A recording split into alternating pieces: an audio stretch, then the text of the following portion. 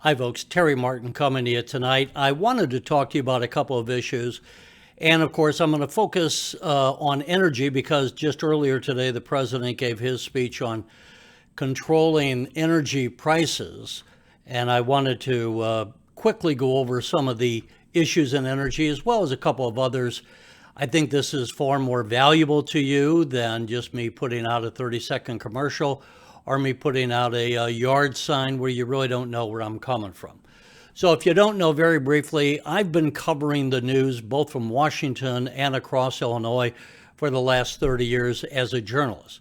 In that time, one of the issues that I've really focused on is energy. And I've come to know a lot from talking to a variety of people in the energy field.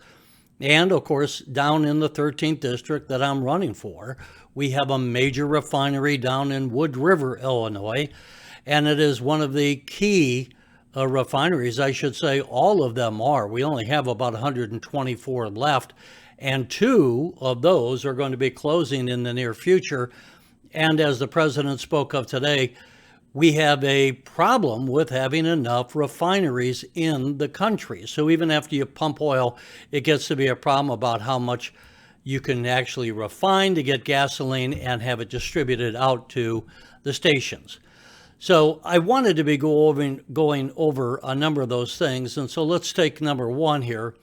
The thing that we have to be looking at is returning to a policy of energy independence as we had as a policy every year over the last 50 years since President Richard Nixon was in office. And in 1973, we had the Arab oil embargo, and that's what caused a policy position of the President of the United States back in 1973 to say America should not be held hostage and we need to have energy independence. So we need to return to a policy of energy independence and increase the oil trade with Canada. I have interviewed the Canadian ambassador. I've talked numerous times with the Consul General of Canada. And energy is something that would be very easy for us to fix, and for having both the United States and Canada be energy independent. This would protect both of our economies from the price oil shocks that can happen either if a war broke out or if we were to have another disruption in supply as we had during the Arab oil embargo days. Number two, crime. We have to fund the police. We have to make sure that the police who are serving and those who would be looking to join the police departments know that we have their back. It is very difficult to get people to join our police force these days, despite the fact that they have very good salaries and very good pensions. So we need to fund the police. We need to prosecute and imprison violent criminals, and we need to be closing the border. It's ridiculous that the Biden administration is leaving that open. That is a national security issue. And another national security issue is that we need to return the manufacturing of pharmaceuticals to America, because right now a great amount of our pharmaceuticals are produced overseas, including China. And that becomes very problematic when you look at our next slide, which is number 4. We need to recognize that we have an ongoing threat from the Chinese Communist Party to both America and to our allies. And this is the problem here now.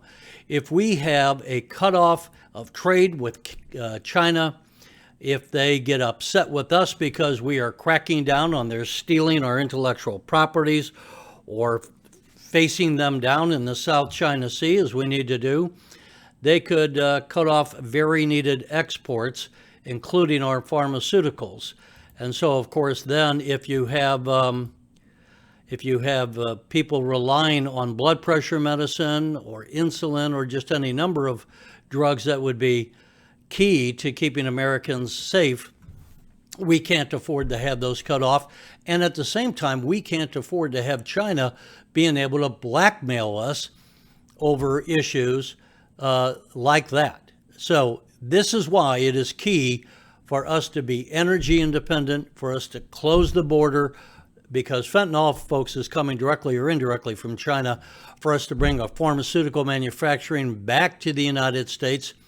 That is not only key as for what I've already said, but we want to make sure that we have the controls over those products. Remember, we don't want people inadvertently taking a knockoff drug and then having it laced with fentanyl or something else that could kill them immediately.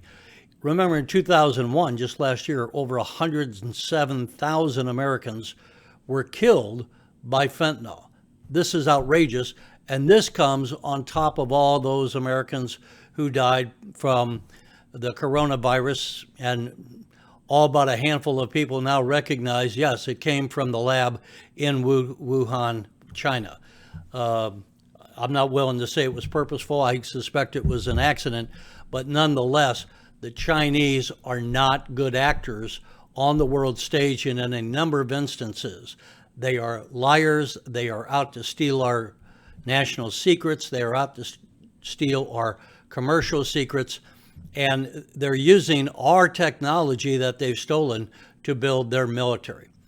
Look, folks, I won't go on and on, but when you're making your decision for who's going to be your choice to represent the Republican Party in the 13th District, or if you're watching this from some other party of the United States, this is a critical election. The next couple of elections are very critical. We have to get the United States back on track. We have to make the United States our first priority. We can't be going off on deals like green energy hoo-ha and saying we're going to replace fossil fuels with wind and solar when they are incapable of replacing fossil fuels.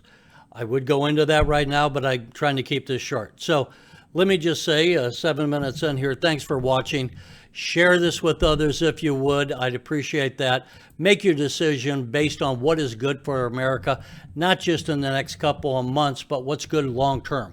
And here, where I criticize the president, is his idea that we're going to take the gas tax down for 3 months.